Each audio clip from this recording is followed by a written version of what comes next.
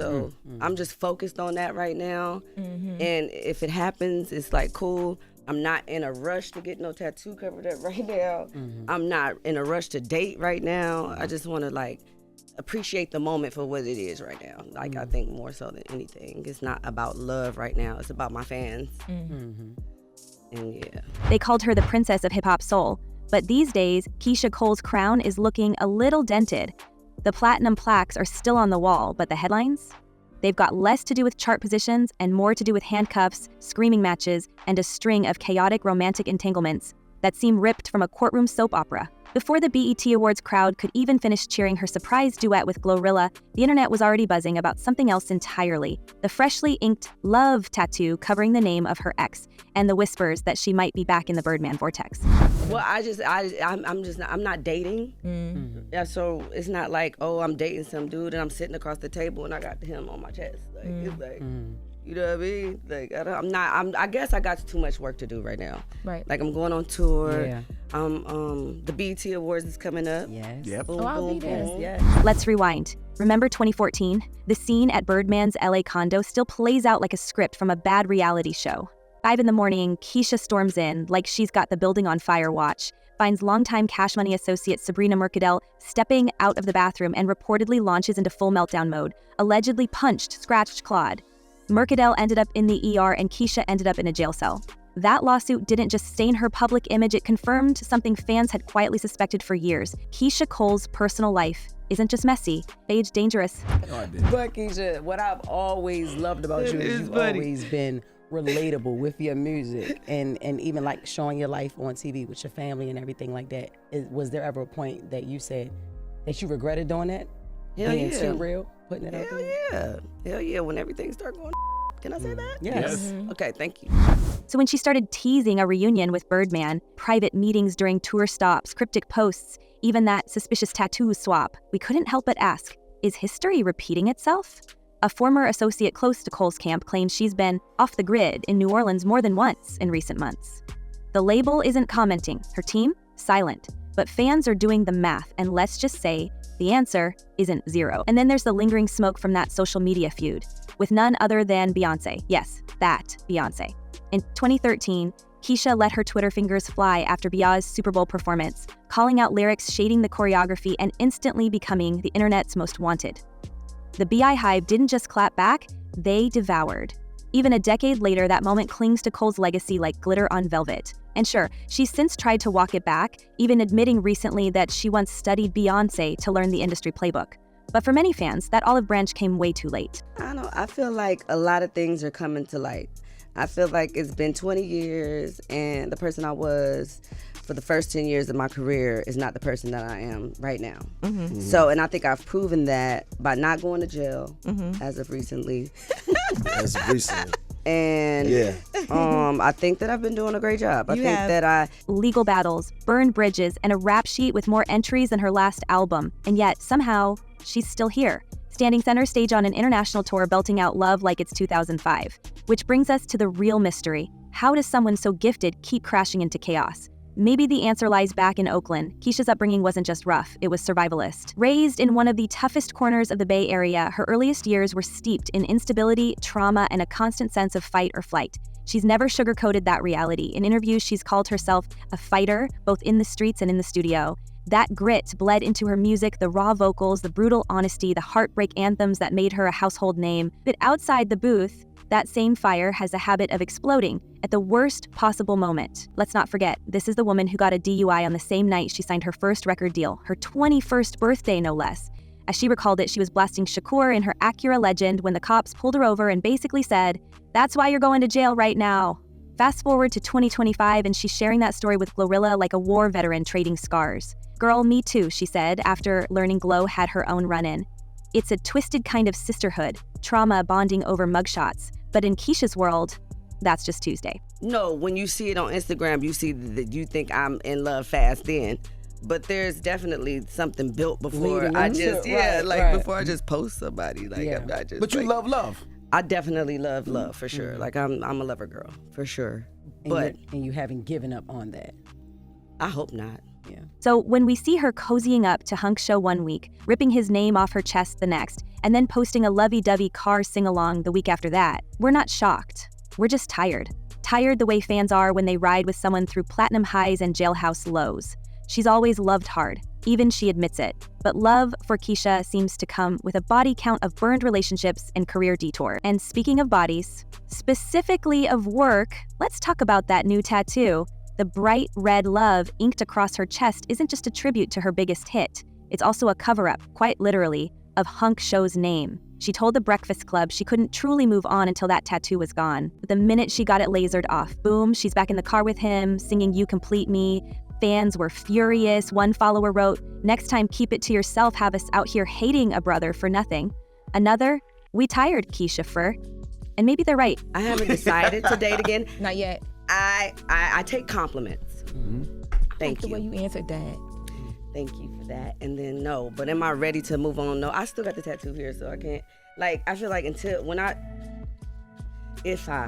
don't know. You love fast though. Ain't hard. Wow, that's really How do you know judgy. that? Yeah, well, I think her But still, we watch. Because every time we think she's down for the count, she pulls a full-circle BET Awards performance out of nowhere and reminds us why we cared in the first place. That night with Glorilla, on the surface, it was a flawless moment. Two generations connecting, love reimagined, full glam, full power. But backstage, rumors were already bubbling. Several industry insiders insist there was visible tension between the two artists after the camera stopped rolling. A former tour manager says Glow felt like she was being used, sampled emotionally, not just musically. And given Glow's unapologetic energy and Keyshia's history of sharp elbows and sharper words, no one would be shocked if this alliance turns hostile before the tour's final stop, especially with the stakes this high. This year isn't just any tour. It's the 20th anniversary of The Way It Is, the album that made her a household name. And yet, even now, that legacy teeters on the edge. Every step forward comes with another emotional flashback, another feud waiting to explode, another man with questionable intentions entering or exiting her life with a shout, not a whisper. We've seen this cycle before. A blowout with Eve over a disrespectful party guest, the fallouts with former managers, that eerie tension with Ashanti during verses, and of course, the still simmering Birdman saga. Now fans are left asking the question that keeps chasing her like a storm. Is Keyshia Cole's biggest enemy her own inability to let go of the past? Because I'm a lover girl, for real. But I have two kids, so Yeah. and they need me more than anybody in this world. So That's I right. prefer to just Fall back. yeah. That tattoo wasn't just fresh ink, it was a declaration. The word love written in blood red script across Keyshia's chest covered more than Hunkshia's name. It covered embarrassment. It covered an entire chapter of false starts, messy makeups, and emotional landmines. But now, with Hunkshia suddenly back in her car, singing along to You Complete Me like the past year never happened, we have to ask, was the tattoo really closure? Or just camouflage? Their breakup earlier this year wasn't subtle. It played out in real time on social media with cryptic captions, sarcastic jabs, and that unforgettable clip of Keyshia out shopping for a black bag, saying how not having a man s***. But the more revealing quote came later, when she admitted on The Breakfast Club that she still had the tattoo and wasn't ready to move on. And now, barely months after covering it up, she's posting again with Hunkso all smiles. Is this a love story? Or just another red flag waving in high definition? Nah, it's just the way it is, right? 20 years now, and going on tour 20 years later for The Way It Is. No, I wrote a bunch of them songs myself, so they're all everything that I've experienced. It's like a selected few that wasn't written by me. Enough for No Love, I Should Have Cheated, Duran and Q for 112. You know, there's a few songs. Yeah, you but would blame that on somebody else. I should have cheated. Well, that was not my idea. Exactly. Let's not forget what came between them the first time. Hunsho was caught up in a steamy music video with Gloss Up, bathtub scenes, flirtatious captions, and allegedly some very real behind-the-scenes heat. Gloss Up even called him a mass manipulator and warned Keyshia to run, don't walk. But instead of running, she seems to be doing donuts in an emotional cul-de-sac. And we've seen this before, the cycle of passion, betrayal, forgiveness, and repeat. For someone who built her career on heartbreak anthems, Keyshia seems eerily comfortable living inside one. But maybe that's the point. For Keyshia, love isn't a fairy tale, it's a battlefield. And Oakland raised her to fight. That's where this all starts, and maybe where it will always lead back to. The streets she came from didn't teach soft goodbyes or quiet detachment. They taught grit. They taught survival. But when you carry that same energy into Hollywood, you don't get admiration. You get labeled difficult, explosive, emotional, and when the label stops calling and the reality shows dry up, what's left? A woman torn between being real and being marketable. I don't know. I mean, I was raised in Oakland, and I mean, I really didn't have much, you know. I really sometimes didn't even know where I was going to sleep. So, you know, I mean, I was adopted, so it's like, you know, I didn't really know my father, that type of thing. So, I mean, it was a lot on the plate, so it wasn't like I had time to waste. It was like, you got to go get it. Like, who else how you going to take care of kids? Where are your kids going to go? Like, what? The industry has never quite known what to do with her. While other R&B stars learned to play the PR game, Keyshia played by Oakland rules, say what you mean, throw hands if needed, and never back down. That unapologetic fire earned her a devoted fan base, but it's also left a trail of scorched earth. The incident with Eve still lingers in her narrative, a club fight that allegedly spiraled into a full falling out, all because Keyshia felt someone disrespected the woman she was with. Loyalty, yes, but also volatility, and it's that volatility that keeps following her into every room she enters, every relationship she restarts, every award show she tries to reclaim. Take the DUI arrest back in the day, her 21st birthday, Shakur blasting in the background, cops pulling her out of her Acura Legend while she was still floating on the high of signing her first deal. It's the kind of story you tell at a cookout, but also the kind of story that sets the tone for a career where impulse often outpaced intention. And here we are, decades later, hearing her share that story with Glorilla, bonding over mutual bad decisions like it's part of the initiation. But not everyone in the industry is charmed by that level of unfiltered honesty. Shit, there ain't no reason for me to sing, you know what I'm saying? But like, I appreciate all the love from anyone that is willing to give me love, give me flowers. I accept all flowers and all love. According to multiple insiders, something went sideways backstage at the BET Awards. Keyshia and Glorilla's joint performance might have looked seamless under the lights, but behind the scenes, things allegedly cracked.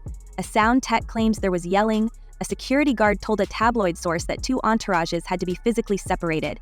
And while no one's gone on record, the whispers are growing. Was it creative differences, ego clash, or just two alpha energies refusing to bow?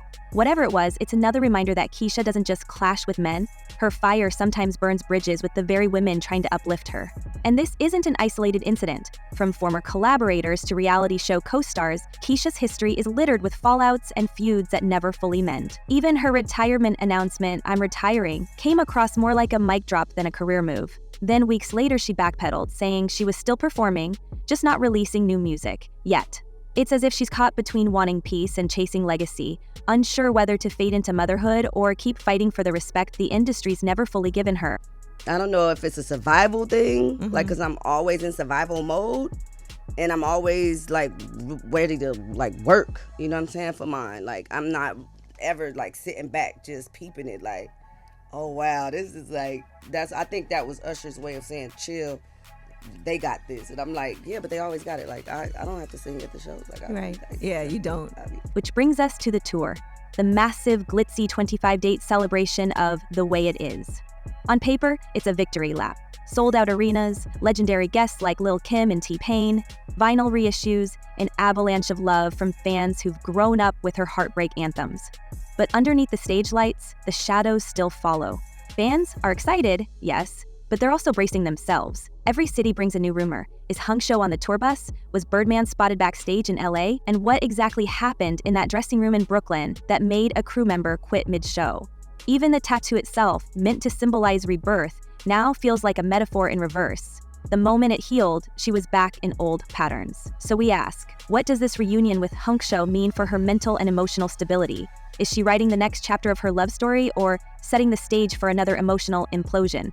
It built your fan base to the point where they die hard, they with you, they've been on your journey, but now they're in your business a little so much. It's okay. I don't mind extra sisters and brothers. I don't mind it. I think that just like your sister would probably be angry if you getting your heart broke and like, I mean, supportive, but at the same time, gonna ride for you, gonna talk a little shit to you, they gonna give you. As the confetti falls and fans scream her lyrics back to her, there's a bittersweet tension in the air. Keyshia Cole is finally getting her flowers, but are they for her art or for surviving everything that tried to break her? Every note of Love hits different now, not just because of the memories, but because of the baggage still dragging behind it. From the beginning, Love was a breakthrough and a prophecy. That raw, gut-wrenching chorus, where Keyshia bared every nerve, did more than put her on the map. It became the map. The track soared to the top of the R&B charts, became a late-night staple, and carved out her place among the genre's greats. But nearly 2 decades later, it's become a ghost she can't shake. Every show demands it, every fan expects it, and every attempt to write beyond it ends up being measured against a song written by a woman who was younger, hungrier, and unscarred by the industry's whiplash. Your fans are so invested in what you have going on, but that's part of what makes you so appealing to people too. You're a celebrity that people feel like she's... Want to see me happy. Yeah, they want to see you happy, but they also relate to a lot of things that you go through. Yeah, that's true. Yeah. This is the double bind of legacy. Love made her immortal, but it also built a prison of expectation. While her peers evolved, pivoted genres, or rebranded entirely, Keyshia has been asked to stay the same, to be the voice of heartbreak, to sing the pain like it's still fresh. That pressure isn't just exhausting, it's paralyzing. When she dropped new music after 2017's 11/11 reset, the reception felt muted, even skeptical. Not because it wasn't good, but because it wasn't love. And that's the dilemma. How do you grow when the world only wants your trauma on repeat? Even her stage performances are shaped by the shadow of that one song. Fans belt the lyrics louder than the speakers, while Keyshia, ever the pro, delivers them flawlessly. But those close to her claim it weighs her down. She said before that she wrote Love in a place of real suffering, a personal wound turned anthem. To relive that night after night, tour after tour, is more than nostalgic. It's a form of emotional reenactment. And when she's never fully escaped, no wonder her newer music often struggles to break through. The ghost of Love leaves no oxygen for evolution. Like, people say things about me, like they fantasize about me, they say things. And I was like, yeah, but that's like your persona, like that's who... And it's not just a musical anchor, it's emotional too. The symbolism of that word keeps resurfacing in her life, from tattoos to track lists to failed romances. She keeps trying to reclaim it, reframe it, redefine it, but each time it circles back as a painful reminder. That haunting a cappella, that soaring hook, that unfinished story. Even Glorilla's recent sample of Love brought it full circle, introducing it to a new generation while tethering Keyshia once again to a moment she can't seem to outgrow.